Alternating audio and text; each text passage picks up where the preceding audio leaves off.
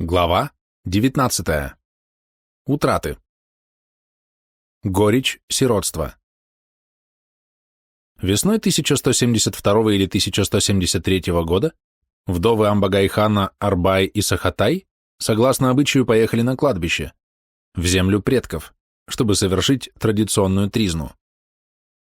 Оэлун поехала тоже, но случайно запоздала и крайне огорчилась, увидев, что ее не подождали. Она обратилась к женщинам с упреками, те ответили, что она не заслуживает приглашения и что они не желают иметь с нею никаких отношений. Казалось бы, это пустяк, но, как ни странно, именно женская ссора оказалась выражением настроений масс, которые не замедлили воспользоваться случаем. Они откочевали вниз по реке Анон, покинув семью Ясугея на произвол судьбы. По сути дела, поступок монголов-тайджиутов был не только гнусной неблагодарностью, но и преступлением. Остаться в степи без помощи и защиты – это перспектива медленной смерти с ничтожными шансами на спасение. Друг Ясугея, старик Чарха, попытался уговорить уходивших людей и получил удар копьем в спину. Оэлун подняла бунчук Ясугея и призвала народ не покидать знамя.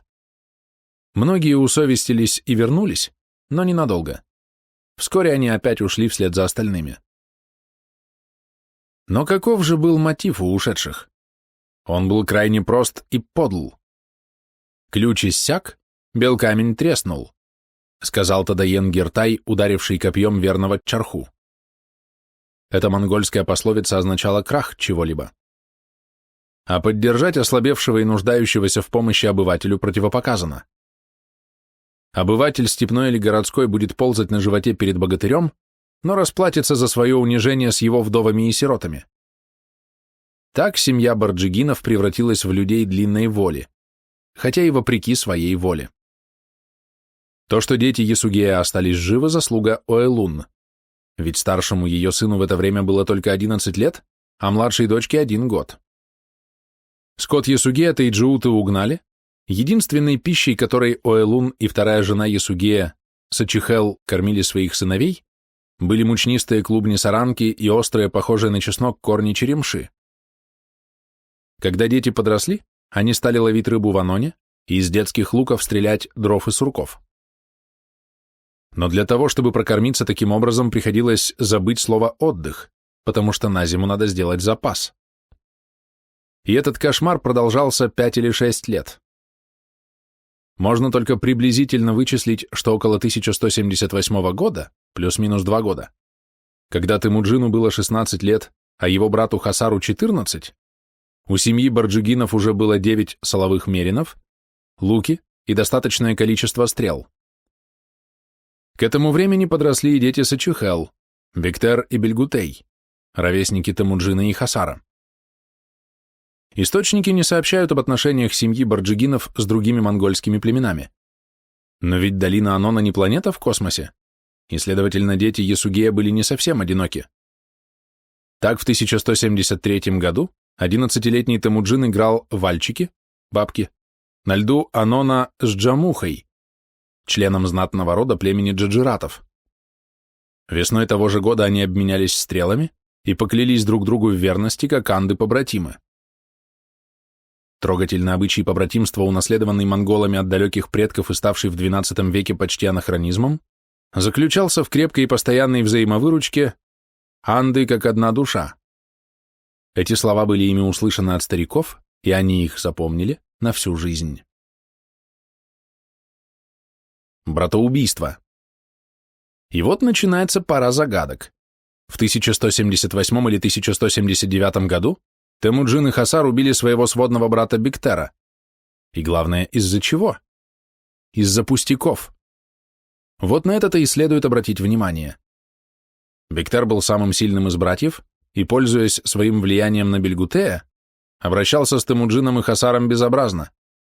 Он отнимал у них то пойманную рыбу, то подстреленную птицу, а когда братья жаловались матери, та ханжески укоряла их за то, что они не могут жить в мире с обидчиком.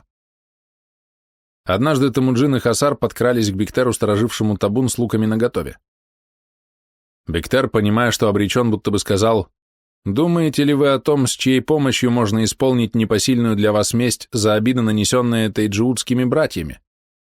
Зачем вы смотрите на меня, будто я у вас ресница в глазу или заноза в зубах?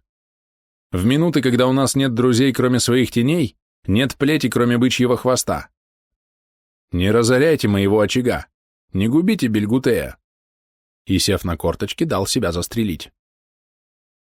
Речь эта тем более удивительна, что в ней даже не упомянута причина ссоры — отнятая рыба. Перед лицом смерти обычно говорят то, что думают, и то, что может спасти. Бектер о рыбе и птице забыл, но вспомнил о тайджиутских братьях, месть которым непосильна. И вряд ли здесь можно видеть факт, свидетельствующий о мстительности и жестокости характера будущего Чингисхана, который будто бы видел в Бектере соперника. Эту концепцию старательно навязывал читателям автор «Тайной истории», тенденциозность которой несомненна. О каком соперничестве можно говорить, когда речь идет о 4 мальчиках, против которых настроено могучее племя? Нет, тут что-то иное, гораздо более серьезное. Судя по словам Бектера, если только они переданы историкам правильно, он вполне понимал, что убить его есть за что.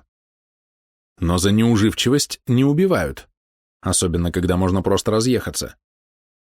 И еще более странно, что в повествовании нет ни слова о реакции матери Бектера. Но приведено древнее проклятие, обрушенное на голову Темуджина и Хасара их собственной матерью Оэлун, которая была Бектеру мачехой и не могла любить злого мальчишку, постоянно обижавшего ее сыновей. Оэлун почему-то всегда защищала Бектера, даже когда он был заведомо неправ, и только причитала: «Ах, что мне с вами делать? Что же это вы так неладно живете со своими братьями? Не смейте так поступать». Похоже на то, что она боялась Бектера и стремилась избежать ссоры любым путем. Но когда убийство свершилось и Оэлун, по выражению лиц сыновей, узнала о происшедшем, она обрушила на них проклятие. Смысл коего был в том, что нельзя убивать родственника, когда нет друга, кроме своей тени, нет плети, кроме конского хвоста. Укор сам по себе циничный и, пожалуй, не по существу. Теперь попробуем разобраться, откуда автор источника мог знать о последних словах Бектера. Только от его убийц. Последние же не были заинтересованы ни в чем, кроме самооправдания. Значит, они передали потомству то, что считали нужным. Однако, если доверять тексту, то Хасар поступил дурно, выстрелив в грудь брата, а Темуджин еще хуже, стреляя ему в спину. Полно. Так ли просто все это дело? И вряд ли Бектер, доведший своих братьев до исступления, вдруг оказался столь робким и тихим. И почему его брат Бельгут так спокойно перенес его предательское убийство, что даже не испортил отношений с Темуджином? Не слишком ли много вопросов, на которые автор источника не дает ответов? Можно предложить 2 варианта истолкования этого странного братоубийства. Один основанный на доверии к источнику, второй скептический. Допустим, что Темуджин и Хасар убили Бектера за постоянные издевательства, а Оэлун отругала их за то, что они сами лишили себя военного товарища. Но разве можно идти в бой рука об руку с человеком, который даже пойманную рыбу у тебя отнимает? А ну как в бою он выкинет что-нибудь подобное? Ведь это может стоить жизни. Затем, имеет ли право человек, стремящийся к власти, допускать, чтобы им помыкали? Такая уступчивость обязательно вызывает презрение тех, кто должны были бы быть его последователями. А так как Бектеру ничего нельзя было внушить, то возникает мысль, что его поведение было нарочитым. Темуджин подрос и, очевидно, уже стал проявлять способности, которые впоследствии доставили ему престол. Бектер полагал, что ему ничего не грозит. Значит, у него были сильные защитники. И тут возникают веские основания для скепсиса. А что, если автор источника знал только то, что ему сознательно внушили, и чему он искренне поверил? Не было ли скрытой причины для братоубийства, которой не знала даже Оэлун? Такой веской причиной могла быть только измена. Этого монголы не прощали не только в силу характера, но и по догмату своей религии. Врагами Темуджина были тайджиуты. Следовательно, именно они были заинтересованы в том, чтобы в стане барджигинов был их лазутчик. Но откуда мог это узнать Темуджин? Только от Бельгутея, человека искреннего, простодушного и болтливого. Вот поэтому-то Бельгут и не негодовал после убийства брата, а Темуджин любил его всю жизнь больше, чем родных братьев. Но если наша догадка правильна, то смерть Биктера не могла остаться неотомщенной. Таков был древний монгольский обычай. Так что же случилось после смерти Биктера, или точнее из-за нее? Охота на человека. События разворачивались быстро. Уэлун причитала недаром.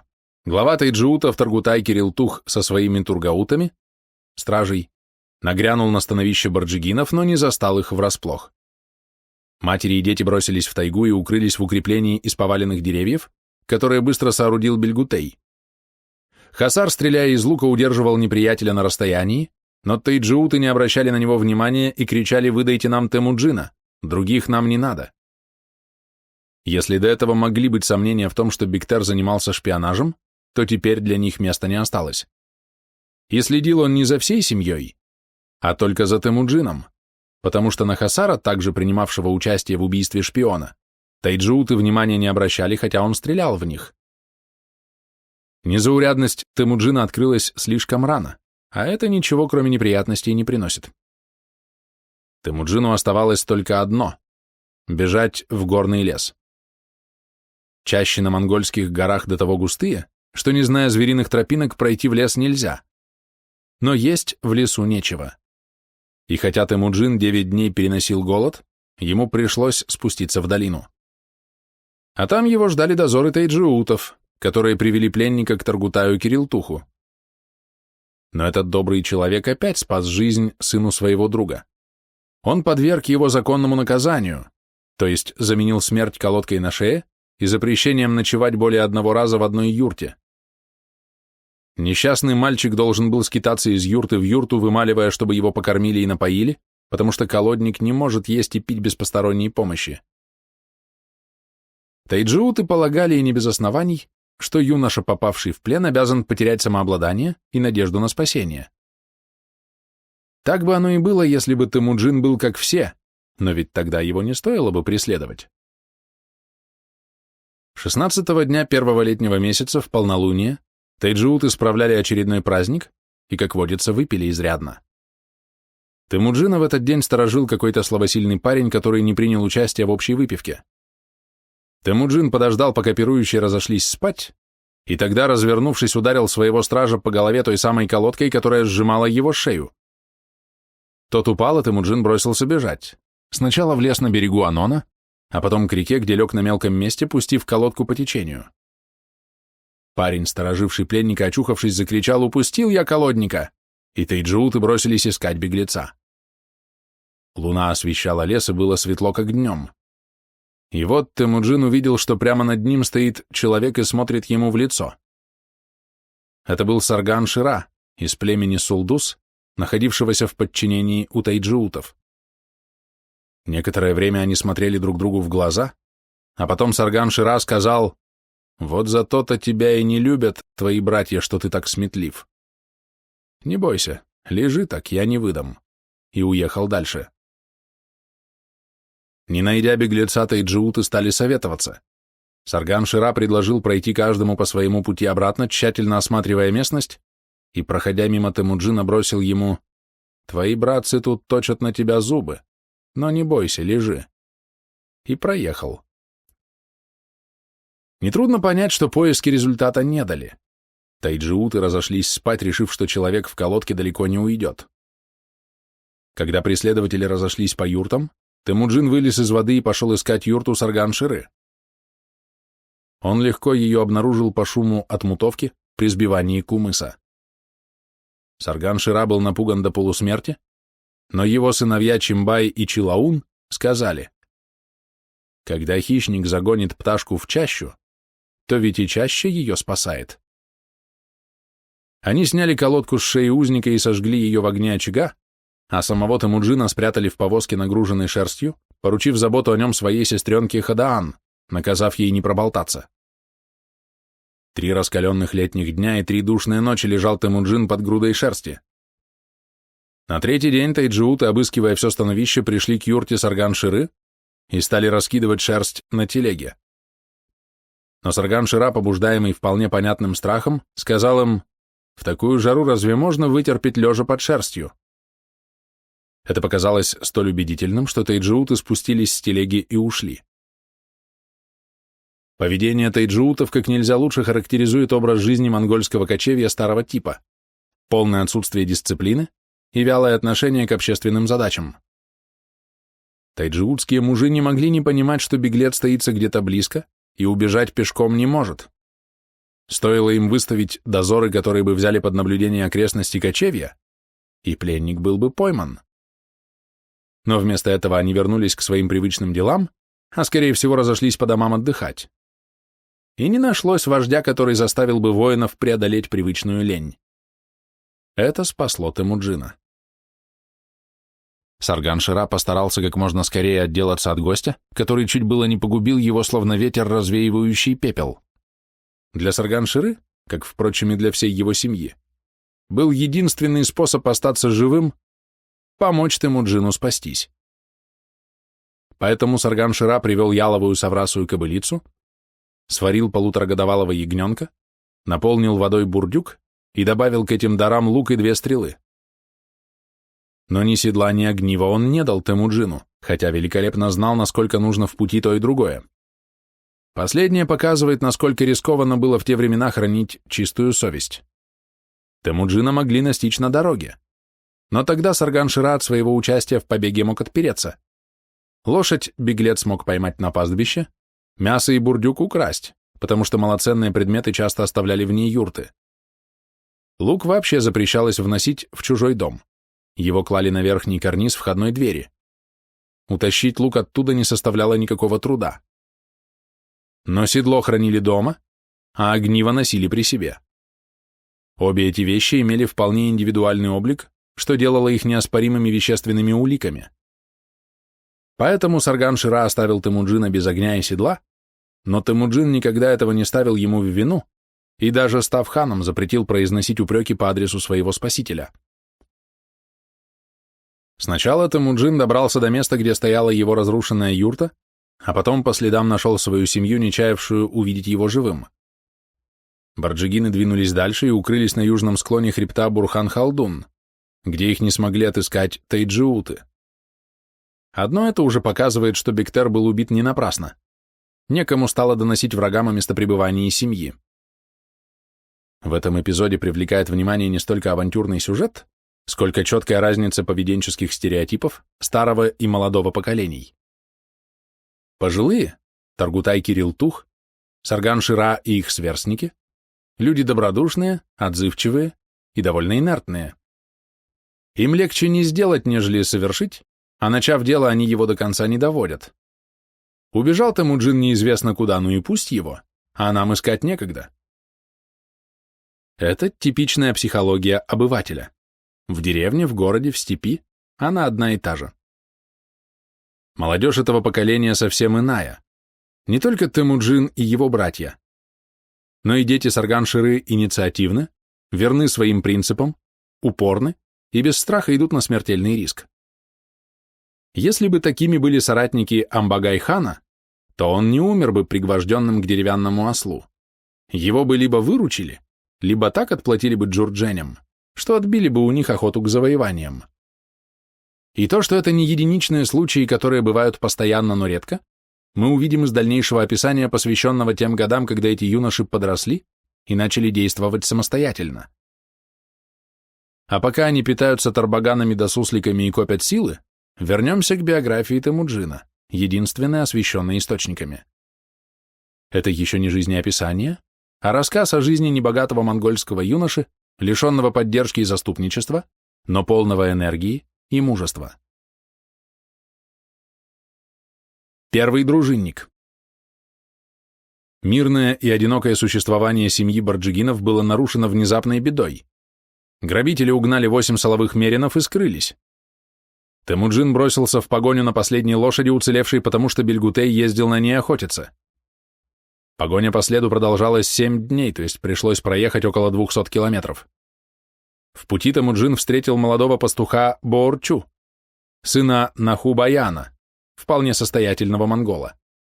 Боорчу дал Темуджину свежего коня и отправился с ним. Когда же они обнаружили стойбище похитителей и уведенных коней, пасшихся поодаль, Боорчу вместе с Темуджином отогнали их. Похитители бросились вдогонку, но друзья скрылись под покровом наступившей ночи. Добравшись через 3 бессонных суток до стойбища Нахубаяна, Темуджин предложил Боорчу взять за помощь нескольких спасенных коней, но тот отказался. Столь же бескорыстным оказался Нахубаян. Он даже разрешил сыну присоединиться к Темуджину и стать его нухуром, то есть дружинником. Пока же он снабдил гостя на дорогу бараниной и кумысом. Темуджин спокойно достиг кочевья барджигинов, где его мать и братья извелись от беспокойства. Ведь Темуджин отсутствовал целых 2 недели. Боорчу приехал к Темуджину на службу некоторое время спустя. Этот эпизод излагался в литературе неоднократно и гораздо более подробно с воспроизведением диалогов, которые в свою очередь были плодом литературной фантазии автора «Тайной истории». Но вне поля зрения комментаторов остались некоторые обстоятельства, на которые следует обратить внимание. В источнике не названо племя грабителей, хотя невозможно, чтобы оно было Темуджину неизвестно. Кочевье конокрадов отстояло от становища барджигинов на 7 дней пути. Это слишком далеко для случайного вора. Видимо, здесь была целенаправленная акция, но чья? По источнику Боорчу бросился помогать Темуджину только под обаянием его личности. Это допустимо, но странно, что старый Нахубаян проявил такое бескорыстное участие и отпустил единственного сына в услужение случайному знакомому. Тут что-то не так. Напрашивается мысль, что личные качества Темуджина, вызвавшие ненависть тайджиутов, были известны и представителям других родов. Боорчу принадлежал к племени Арулат, считавшемуся одним из коренных монгольских племен. Арулаты происходили от младшего сына Хайду и таким образом были в родстве с тайджиутами и барджигинами. Это обстоятельство дало повод Владимирцову зачислить Боорчу в разряд аристократов. Однако в перечислении активно действовавших в XII веке племен раздела Нерун арулатов нет. Они упоминаются только в числе родовых подразделений племени Урут. Поэтому можно предположить, что древность происхождения не означала процветание, скорее наоборот. Предположение переходит в уверенность при описании становища Нахубаяна. Он живет одиноко, аилом, а не куренем. Значит, это один из людей длинной воли, что куда больше определяет его вкусы и симпатии, нежели туманная генеалогия. Для людей, предоставленных самим себе, знатное происхождение может быть обузой, но никак не подспорьем. Общность судьбы арулатов и барджигинов была очевидна. Видимо, именно это толкнуло их потомков друг на друга, тем более, что Темуджин уже стал известен в Великой Степи. А теперь посмотрим на неизвестных врагов Темуджина, конокрадов. Они живут куренем, значит, это большое организованное племя. Они хорошо одеты. Красный халат не овчина, его надо купить. Но доблесть их относительно. Как только они увидели, что в них может попасть стрела, они отстали и прекратили погоню, несмотря на численное превосходство. Либо они не были лично заинтересованы в сохранении украденных коней, либо просто трусоваты, а скорее и то, и другое. Главное здесь то, что родоплеменная организация выступает против людей длинной воли, причем последние только защищаются. Но до каких пор можно обороняться? Рано или поздно придется перейти в наступление. Что же касается безымянности грабителей, то здесь вина автора «Тайной истории». Умолчание не случайно. Скорее всего, это были его родные или очень к нему близкие. Поэтому он решил придать их имя забвению, дабы обеспечить их потомкам покой. Но если так, то это было коренное монгольское племя, ибо иноплеменников автор источника не щадит. Выходит, что внутренняя борьба раздирала монгольское общество, но партии создались не на основе имущественного ценза или знатности, а вследствие выделения людей длинной воли, пассионариев, выброшенных из жизни своими более удачливыми собратьями. Но если это так, то именно такое явление следует именовать пассионарным толчком. Первая жена. Следующим шагом Темуджина был его брак с нареченной невестой Борте. Когда жених приехал на берег Кирулена к ханкератскому Дайсечену, тот удивился тому, что Темуджин еще жив, так как ненависть тайджиутов к нему получила широкую огласку. Но ханкераты были достаточно самостоятельны, чтобы не считаться с тайджиутами. Они были другой ирген, то есть субэтнос монгольского этноса, столь же древний и столь же сильный, как и тайджиуты. А так как соперничество соседей явление обычное, то Дай Сэчэн еще и обрадовался. Обручение состоялось по всем правилам, мать невесты проводила ее в семью мужа и подарила ей соболью даху. А это и по тем временам была огромная ценность. Вряд ли можно осуждать Темуджина за то, что он тут же отобрал у молодой жены эту даху и повез ее кираитскому хану Тагрулу в подарок. Темуджин знал психологию своих современников. Неблагодарность не была свойством монголов, но услуги, оказанные Тагрулу, успели забыться, а покровительство молодому отверженцу было крайне необходимо. Расчет оказался правильным. Тагрул растрогался, вспомнил былую дружбу с Ясугеем и обещал Темуджину собрать его рассеянный улус. Поддержка и покровительство самого сильного хана Монголии сразу изменили положение Темуджина. К нему пришел старый кузнец из рода Уренхадай и привел сына в услужение. Это был второй нухур Темуджина, Джелме. Ему не пришлось пожалеть о поступке своего отца. Но не только Боорчу и Джелме умножили число сторонников Темуджина, хотя автор «Тайной истории» больше никого не упомянул. За 2 года, 1179 и 1180, сторонниками Темуджина стали около 10 тысяч воинов. Они группировались вокруг его ставки в верховьях Анона, по-видимому, рассеяно, как подобало людям длинной воли. Джамуха упоминает одну тьму из людей Анды. Тагрул не был Андой Джамухи, следовательно, имеется в виду Темуджин. В Алтан-Тапчи это упоминание опущено. Так как люди Анды упомянуты без племенной принадлежности, то ясно, что это были отщепенцы, то есть люди длинной воли. Анон берет начало на восточных склонах Хэнтэя, покрытых лесом, удобное укрытие для тех, кто вынужден прятаться. Как только весть о милости кираитского хана к Темуджину распространилась по Великой Степи, эти люди объявили себя сторонниками нищего царевича.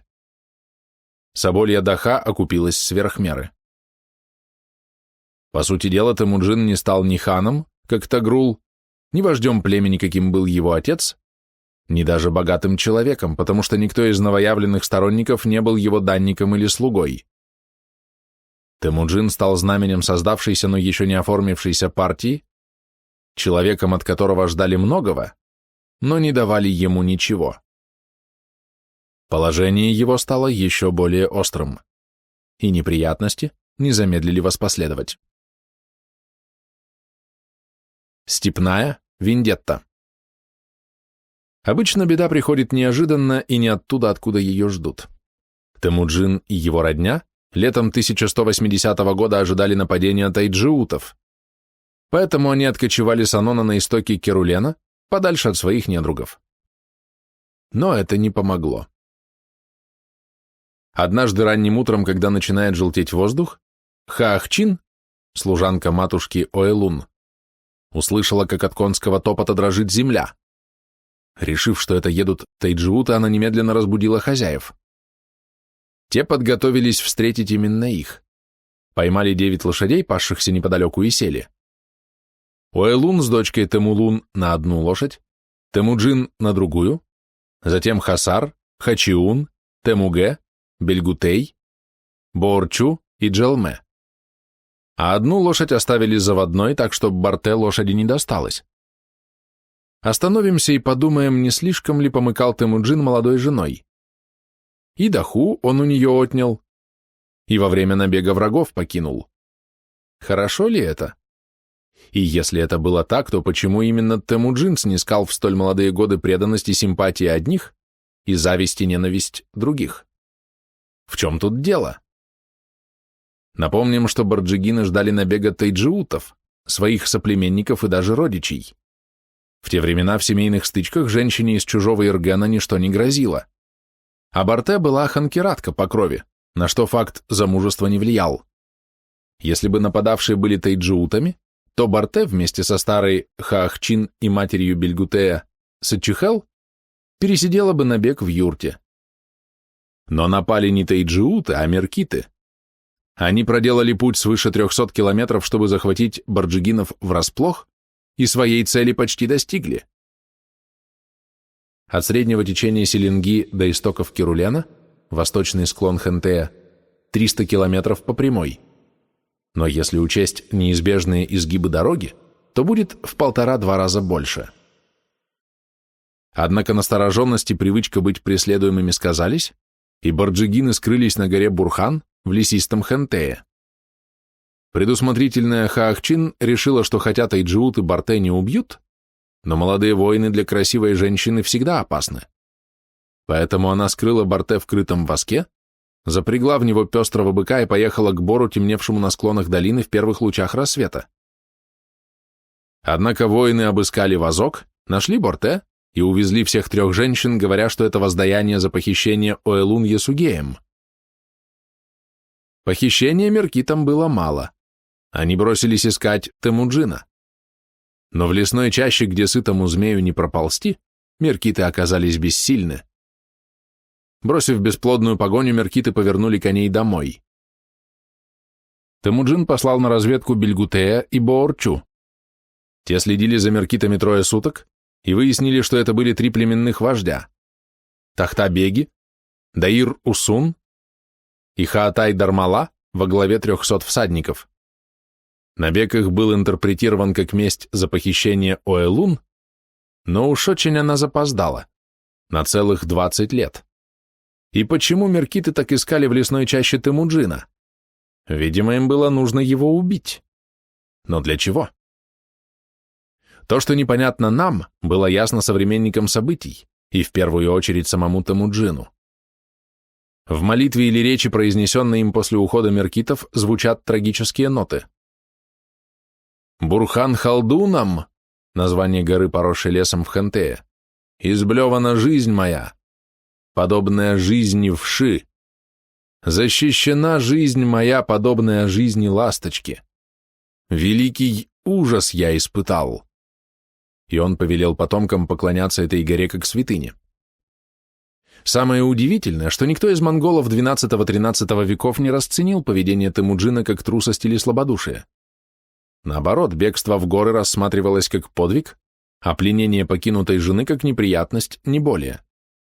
Видимо, была немалая разница между племенной борьбой внутри монгольского этноса и войной с меркитами, которые монголами не были, но соперничали с монголами за место под солнцем. Для того, чтобы уяснить разницу между войной на уровне этноса и войной на уровне суперэтноса, вспомним судьбу 2 Наполеонов, 3-го и 4-го.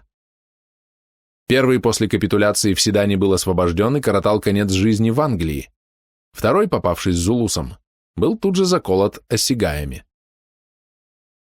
Но даже не просто опасность для жизни, а что-то большее имело значение для Темуджина.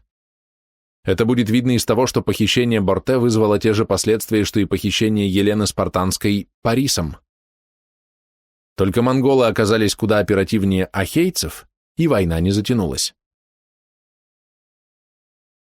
Троянская война на Селенге. Темуджин не терял ни минуты. Сразу же после набега меркитов он поехал к Тагрулу в его ставку Темный Бор на берегу Толы, рассказал о случившемся и просил помощи. Даха и тут решила дело. Тагрул ответил, что в благодарность за черную даху он предаст огню всех меркитов, возвратит Борте, выставит для этой цели 2 тьмы, 20 000 сабель. Но предложил немедленно обратиться к Джамухе, вождю джаджиратов, побратиму Темуджина, чтобы тот привел тоже 20 000 всадников для образования левого крыла и назначил место встречи. Кажется удивительным и то, что против 300 меркитов, участвовавших в набеге, мало 20 000 кераитов, и то, что Тагрул ставит выполнение своего обещания помогать Темуджину в зависимость от позиции вождя джаджиратов Джамухи. Джаджираты входили в раздел Нирун, так как происходили от сына одной из жен Баданчара, которую тот захватил беременной. Баданчар ребенка усыновил. Потомком этого мальчика был Джамуха Сецен. Юридически джаджираты считались равноправными с другими монгольскими племенами, но оттенок неполноценности из-за сомнительной генеалогии родоначальника лежал на них не тяжелым, но противным бременем. И вот теперь от позиции их вождя зависела судьба военной операции по масштабу равновеликой среднему крестовому походу. Приходится признать, что прямые данные источников по нашей проблеме создают у читателя не только неполное, но и искаженное представление о действительной расстановке сил в Монголии XII века.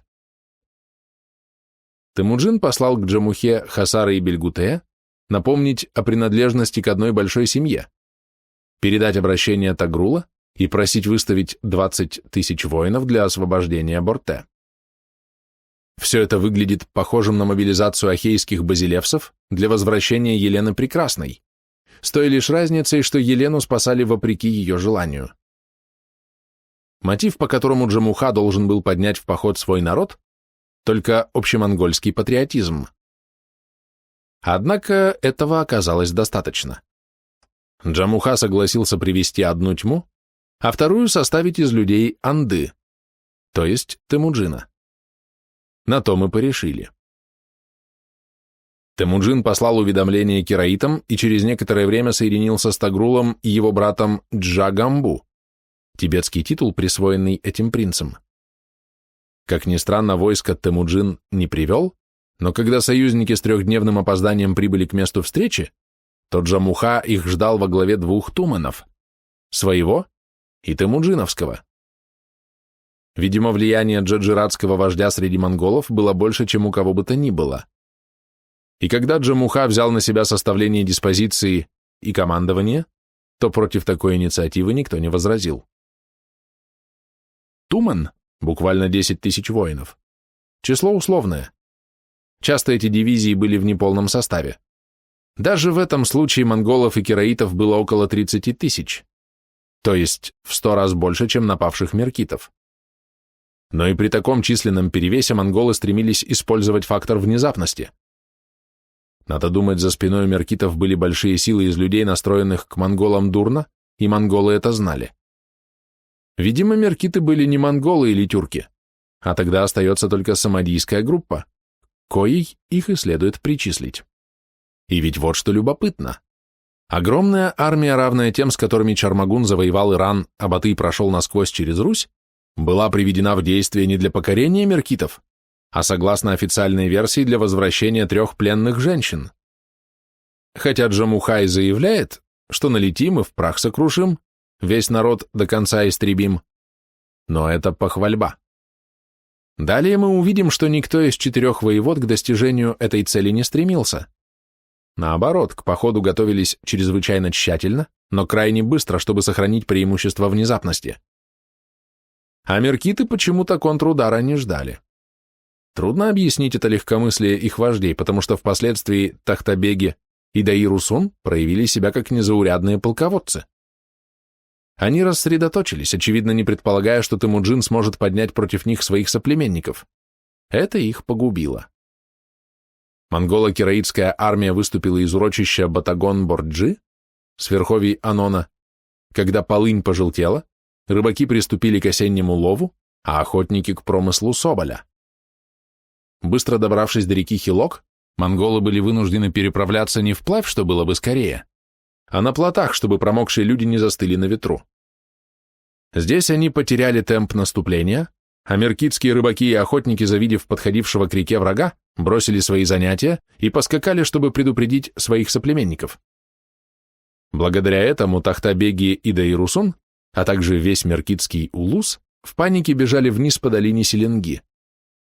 Счастливым удалось спастись в Баргуджин, то есть Забайкал. Ксенофонтов в своем замечательном труде «Уранхай-Сахалар» Иркутск, 1937 год, поясняет, что Баргуджин означало Забайкалье. Для монголов, шедших с востока, это была земля западнее озера, Балаганская степь у верховий Ангары. Кычанов ошибочно полагает, что победители закончили свой поход у слияния рек Архона и Селенги. Кычанов. Жизнь Темуджина. Тогда им не пришлось бы форсировать Хилок. Отставшим пришлось плохо. Монголы настигли убегавших меркитов в лесистых низовьях Селенги ночью. Кираиты и монголы гнали, губили и забирали в плен беглецов. Исключение составил сам Темуджин. Он обогнал толпу бегущих и громко кричал «Борте! Борте!». Она услышала его крик, соскочила с телеги вместе со старухой Хаахчин, и обе женщины ухватились за поводья Темуджинова коня. Тут Темуджин послал нухуров к Тагрулу и Джамухе с просьбой прекратить преследование. Это спасло многих меркитов. Видя, что резня прекращена, они тут же расположились на ночлег. Меркитам в ту ночь угрожали не только монгольские сабли. Осенняя тайга сулила старикам и детям смерть от утомления и холода. Развести костер и обогреться, чтобы не выдать себя врагу, нельзя. Поэтому прекращение преследования было равносильно помилованию. Те, кто мог и хотел бежать, получили эту возможность. Среди последних был богатырь Чильгир, которому отдали плененную Борте в наложницы. Его не преследовали. Как ни странно, от монголов бежала мать Бельгутея Сачихел. Она не пожелала даже увидеть сына, который нашел ее дом. Когда Бельгутей открыл правую дверь, его мать, накинув рваный тулуп, вышла в левую, только чтобы не видеть сына. Разъяренный Бельгутей стал стрелять в сдавшихся меркитов и перебил тех, что сделали набег на гору Бурхан. После того, как его уняли, родственниц убитых разделили победители, миловидных в наложницы, прочих в домашнюю прислугу. А потом, как некогда ахейские цари ушли от развалин Трои, монгольские вожди разошлись по домам. О территориальных приобретениях не было и речи. Первенец. Испытание, посланное Темуджину судьбой, не окончилось с возвращением любимой жены. Борте вернулась беременной и вскоре родила сына, Джучи. Темуджин признал его своим сыном и заявил, что Борте попала в плен уже беременной, но сомнения грызли и отца, и сына. В семье и ставке роились сплетни, которые преследовали Джучи до самой смерти. Даже родной брат Джагатай в присутствии отца назвал царевича наследником меркитского плена, чем вынудил того отказаться от претензий на наследие престола в пользу младшего брата Угедея. Палладий переводит «принесен от рода Мерки». Официальная история монголов, версия которой воспроизведена Рашид ад-Дином, не могла обойти молчанием этот общеизвестный факт, который к тому же показывает, сколь беззащитен был в молодости будущий великий завоеватель. Для нас, людей XX века, такой подъем от бедности до вершины власти кажется замечательным явлением. Но для людей XIV века трудно было признать, что народ не ценил своего будущего вождя и не помогал ему. Поэтому Рашид ад-Дин опускает пленение Борте и ее спасение из истории подвигов хана Чингиса, но вводит этот эпизод в биографию Борте, являющуюся примечанием к его книге. Делает он это крайне осторожно, употребляя оборот, с помощью которого в персидской историографии намекают на отсутствие достоверности сказанного. Утверждают следующее. А ответственность за переданное пусть лежит на тех, кто утверждал. Якобы меркиты увели в плен беременную Борте и отдали ее кираитскому хану, а тот вернул ее вместе с новорожденным сыном Чингису. Тенденциозность версии очевидна. В этих сложных обстоятельствах Темуджин показал то величие духа, которое затушевали и официальная, и тайная истории. Первая лакировала образ Темуджина, пока не превратила его в куклу, а вторая собирала сплетни и сдабривала ими повествование. Вдумаемся не в слова, а в суть дела. Темуджин проявил великодушие, пощадив меркитов, за исключением одного из 3 вождей набега Хаатай-Дармалы, которому надели колодку и увезли судить на место преступления, то есть на гору Бурхан. Сына признал, жену не попрекал, друзей, Тагрула и Джамуху, поблагодарил и, самое главное, не велел разыскать обидчика Чильгира и свою мачеху Сачихел. Вопрос с последней очень сложен, будто бы она мотивировала свое бегство от любящего сына Бельгутея тем, что ей стыдно смотреть в глаза детям, которые поделались ханами, а она мается с простолюдином, который только месяц прожил с ней. Ой, врет баба. Ни Бельгут не сделался ханом, ни она не успела бы привыкнуть к похитителю за столь краткий срок. А стыдно ей действительно было потому, что без помощи кого-то из барджигинов меркиты не смогли бы найти их ставку. Но если Сачухел приняла миссию своего старшего сына Бектера, то понятный и целенаправленный набег меркитов, и ее привязанность к новому мужу, и бегство в тайгу, потому что она боялась, не раскрыта ли ее предательская роль. Но честный и искренний Бельгутей не подозревал свою мать, поэтому он был в отчаянии, потеряв ее. Да, тяжела была доля Темуджина, окруженного лжецами и предателями. И с каким достоинством он ее нес, не дав понять Бельгутею, которого он любил, чем занимались его брат и мать.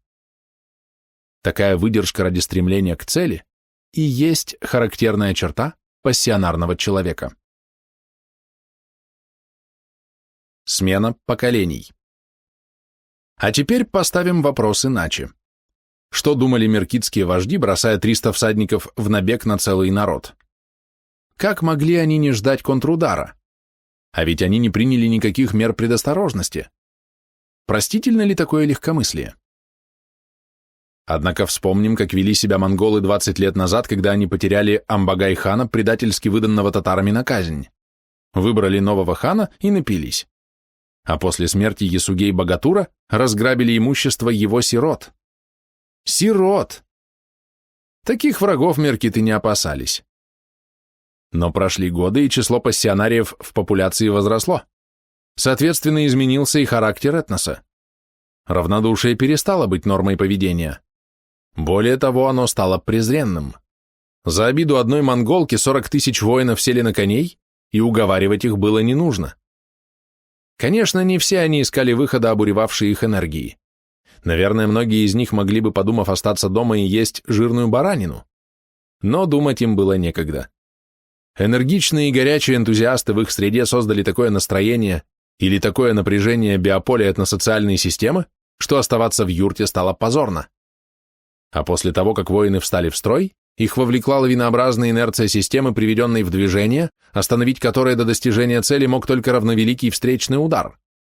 Могли ли предвидеть это меркиты? Конечно, нет. Ведь сами они жили северо-западнее ареала пассионарного толчка, и у них молодое поколение воспроизводило стереотип поведения старого. Меркиты были храбры, выносливы, метко стреляли из луков, были верны старейшинам, но этого мало для того, чтобы успешно сражаться с противником, способным на то же самое плюс сверхнапряжение. Итак, пассионарность Темуджина была созвучна настрою многих его сверстников. Благодаря стечению обстоятельств, сочетанию происхождения и таланта, мужества и ума, Темуджин стал нравиться людям нового склада, а те, в свою очередь, были симпатичны ему. Но для того, чтобы привести инертную систему в иное состояние, нужно было хоть маленькое потрясение. Так иной раз не закипает перегретая вода, пока кто-нибудь не помешает ее. Тогда кипение идет бурно.